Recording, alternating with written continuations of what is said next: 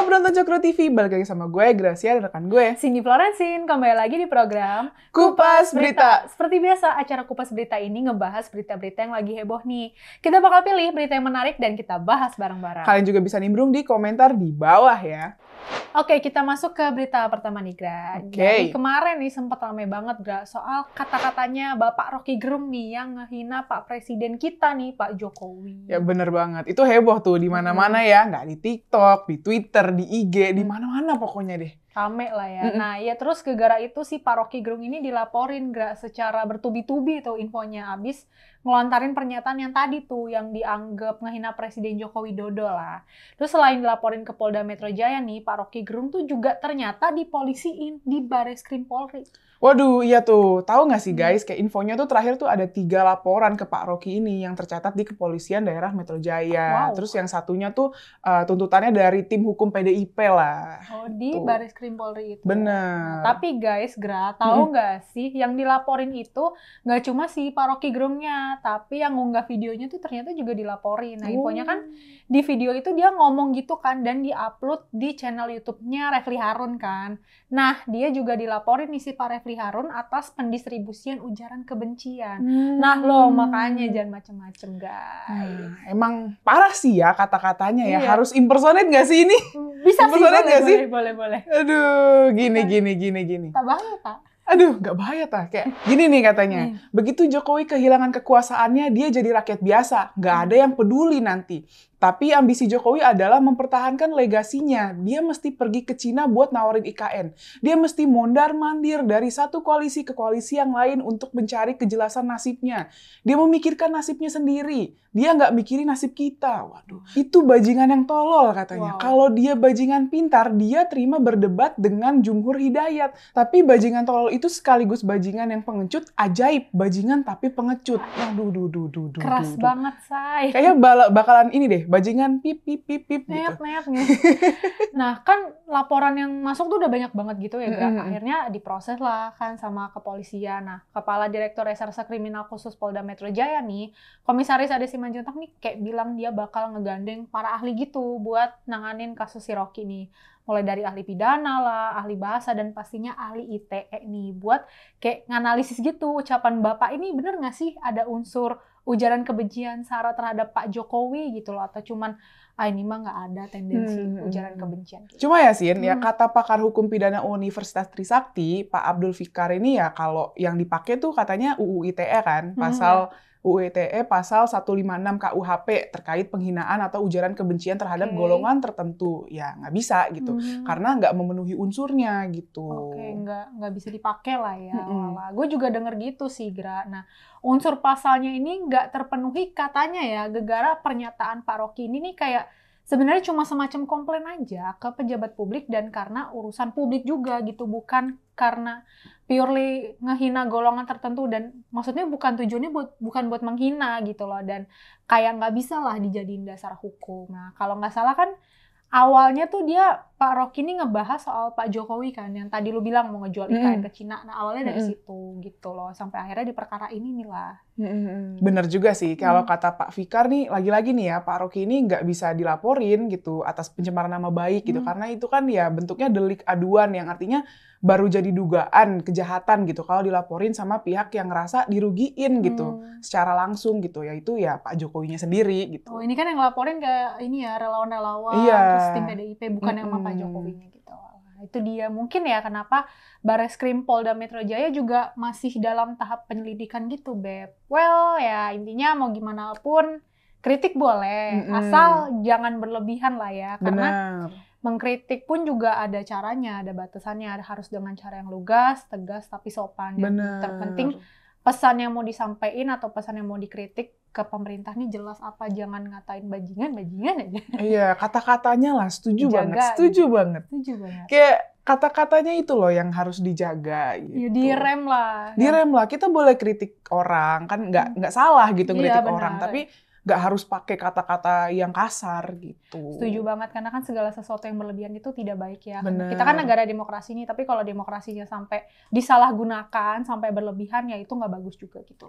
Benar. Oke, kita masuk ke berita selanjutnya nih, Sin. Ada berita kalau lagi-lagi ada satu anak pejabat yang buat ulah. Kacau. Nah kan, naks pejabat lagi. Duh, dasar bodoh. Belum. Jadi rame nih soal anak pejabat di Ambon yang aniaya seorang pelajar sampai pelajar ini meninggal dunia. Motifnya apa? Motifnya sepele loh. Iya. Nah ini nih Mario Dandi Part 2 nih. Yang 2. satu belum kelar, muncul lagi nih satu gitu kan. Lebih parah sampai meninggal dunia. Aduh, Yasin. Jadi pelakunya ini namanya inisialnya AT. Jadi dia anak kedua ketua DPRD Kota Ambon, Eli Toisuta kalau nggak salah. Nah, udah ditetapin sebagai tersangka per Senin 31 Juli kemarin. Nah, AT ini jadi tersangka karena diduga udah nganiaya seorang remaja yang usianya 15 tahun. Inisialnya RRS sampai meninggal dunia. Sedih banget sih dengernya. 15 tahun loh ini, kasihan kan nasibnya gitu. Bener nih, jadi penganiayaan itu nih guys terjadi di depan asrama Polri ternyata di Talake, Kota Ambon, Minggu 30 Juli kemarin tuh jam 9:30 malam waktu Indonesia Timur gitu. Malam-malam ya itu juga infonya kayak baru banget gitu. Ya guys, jadi kronologinya nih gini nih. Jadi si RRS ini, si korban ini lagi boncengan sama temennya namanya Fajri. Nah, Fajri ini jadi saksi juga ya. Dari arah Penegoro ke rumah saudaranya di Talake. Nah, terus pas mereka masuk nih ke deket masjid Talake, ke gang deket situlah gitu. Nah, nggak sengaja nih si RRS ini, mungkin mereka ya, nyenggol si AT gitu. Nah, infonya sih korban sama pelaku sempet kayak adu parang. Gue nggak ngerti ya maksudnya adu parang tuh mungkin cekcok atau gimana. Nggak mungkin parang beneran ini kan, nggak mungkin gitu. Mungkin adu bacot gitu kan. Nah, nggak lama si AT ini langsung mukul pala korban yang masih pakai helm di sini nih. Di pala belakang nih 3 kali. Terus ya jadinya pingsan lah si korban di stang motornya kayak mut gitu. Nah, terus ya dilariin lah ke rumah sakit dan ternyata udah gak ketolong lagi. Sedih banget anjing, ngilu banget gak sih guys? Gak cuman gara-gara masalah sepele loh, nyawa anak orang melayang kayak nyawa anak orang nih gak ada harganya banget gitu loh. Mana kok gue lihat-lihat ya, ini correct me if I'm wrong ya guys, ibunya nih kan kayak bukan konferensi pers ya, kayak di pers gitu kan di hadapan media nih nggak ada minta maaf ke pihak keluarga gitu loh, cuman nyampein bela sungkawa doang, maksudnya kayak bersimpati doang gitu loh Bu ya. Elah Bu, semua orang juga lagi bersimpati kali ya sama kasus ini. Anak lu tuh udah bikin meninggal anak orang nih, tau nggak? Ingat, rasa penyesalan nih bakal berlaku seumur hidup. Hukum karma berlaku. Nah, setuju banget. Ya, kalau semisal kalaupun masalah besar kan bisa diomongin baik-baik ya, nggak usah dipukul-pukul bagian kepala gitu. Nah, yang gue denger seliweran nih, kayak anaknya tuh dipukul sama si pelaku cuma gara-gara si pelaku ini nggak dipanggil Bang Jago. Ibarat kayak nggak dihormatin gitu loh. Kayak aduh, ini pelakunya udah gede gitu. Kalau nggak salah infonya juga umurnya 25 loh, tapi otaknya nggak dipakai. Psycho banget sih. Psikopat banget sih. Bener. Pokoknya kita kawal terus ya guys kasus ini. Pokoknya jangan ada kata damai. Pelakunya nih mesti dihukum nih seberat-beratnya gitu. Dan buat kalian nih yang orang tuanya kaya nih, punya jabatan, gak usah songong ya. Please, harta tuh cuma titipan Tuhan. Bener.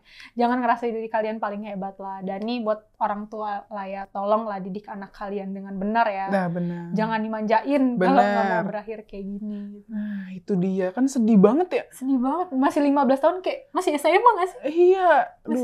Udah gitu yang kalau nggak salah pas yang lagi pakai helm yang kena pala belakang kan sini. Iya, kalau pala belakang tuh udah yang emang ada. Lu kalau kepukul di bagian sini tuh emang potensi langsung lewat. Pusat gitu. sarafnya kan di sini ya.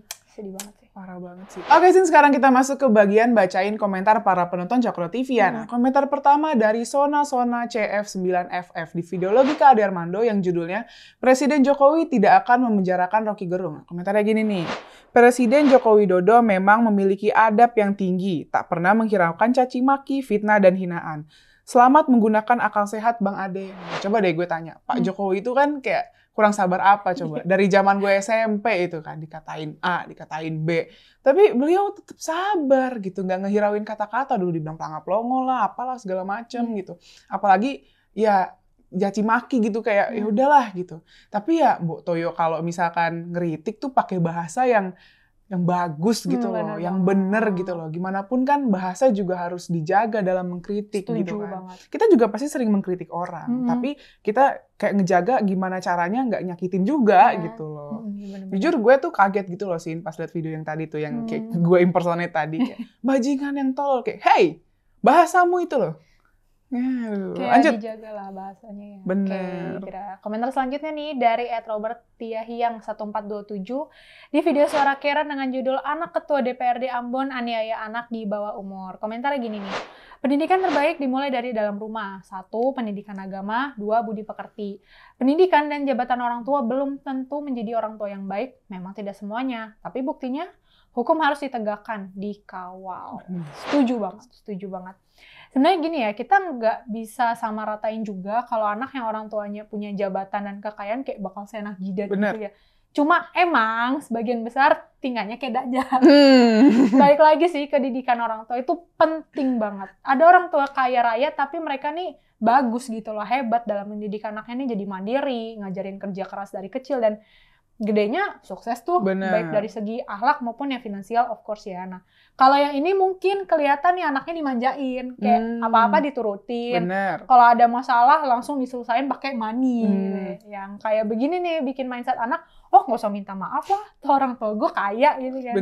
Bahaya guys, apalagi orang tuanya punya kayak jaringan pertemanan sama pejabat-pejabat, aduh udah kacau sih.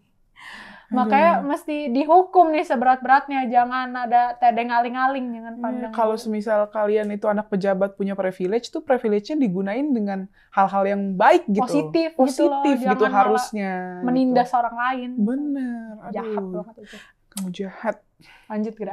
Oke, komentar selanjutnya dari Henrik Mintarno di video Fatwa Guntur Romli yang judulnya Panji Gumilang udah ditahan, kapan giliran Rocky Gerung? Nah, komentarnya gini nih, memang lucu, Bung Rocky sebetulnya orang yang nggak ngerti demokrasi, bukan Pak Jokowi yang dituduhkan olehnya. Selama ini Bung Rocky bisa bebas berkoar-koar, tapi yang terakhir ini memang sudah keterlaluan karena membuat kegaduhan.